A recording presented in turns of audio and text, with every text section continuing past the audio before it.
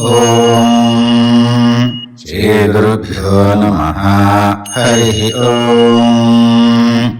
ಭದ್ರಂ ಕರ್ಣೇಭಿಃ ಶೃಣುಯಾಮ ದೇವಾಃ, ಭದ್ರಂ ಪಶ್ಯೇಮಾಕ್ಷಭಿರ್ಯಜತ್ರಾಃ, ಸ್ಥಿರೈರಂಗೈಸ್ತುಷ್ಟುವಾಗುಂಸಸ್ತನೂಭಿಃ, ವ್ಯಶೇಮ ದೇವಹಿತೈಯದಾಯುಃ. ಸ್ವಸ್ತಿ ನ ಇಂದ್ರೋ ವೃद्धಶ್ರವಾಃ, ಸ್ವಸ್ತಿ ನಃ पूषा विश्ववेदाः, स्वस्ति नस्तार्क्ष्यो अरिष्टनेमिः, स्वस्ति नो बृहस्पतिर्दधातु. ॐ शान्तिः शान्तिः शान्तिः. ॐ लं नमस्ते गणपतये. त्वमेव प्रत्यक्षं तत्त्वमसि, त्वमेव केवलं कर्तासि, त्वमेव केवलं हर्तासि, त्वमेव केवलं हर्तासि, त्वमेव सर्वं खल्विदं ब्रह्मासि, त्वं साक्षादात्मासि नित्यम्. ऋतं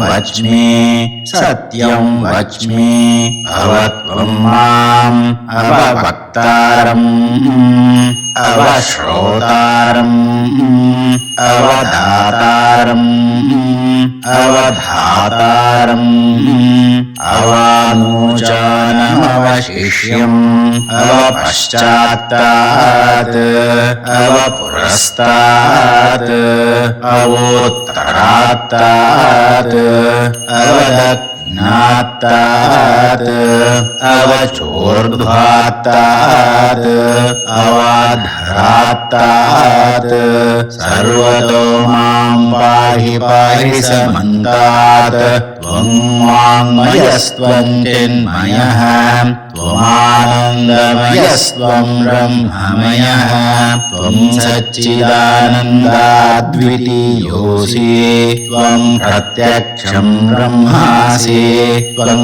ज्ञानमयो विज्ञानमयोऽसि.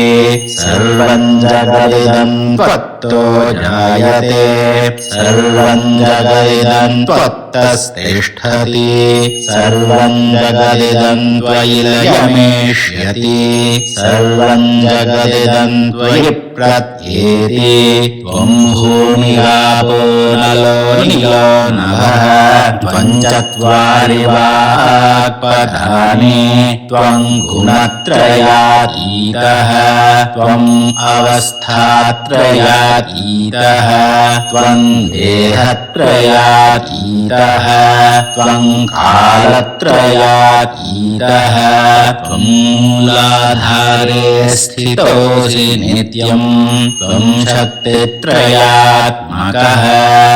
त्वां योगिनो ध्यायन्ति नित्यम्, त्वं ब्रह्मा त्वं विष्णुस्त्वं रुद्रस्त्वमिन्द्रस्त्वमग्निस्त्वं वायुस्त्वं सूर्यस्त्वं चन्द्रमास्त्वं ब्रह्म भूर्भुवस्वरों. गणादीन् पूर्वमुच्चार्य वर्णादीन् तदनन्तरम् अनुस्वारः परतरः अर्धेन्दुलसितम् तारेण रुद्धम्. एतत्तव मनुस्वरूपम् गकारः पूर्वरूपम्, अकारो मध्यमरूपम्, अनुस्वारश्चान्त्यरूपम्, बिन्दुरुत्तररूपम्. नादः सन्धानम् सगुंहिता सन्धिः, सैषा गणेशविद्या गणकऋषिः निषद्गायत्री छन्दः. श्रीमहागणपतिर्देवता. ॐ गणपतये नमः. एकदन्ताय विद्महे वक्रतुण्डाय धीमहि तन्नो दन्ते प्रचोदयात्.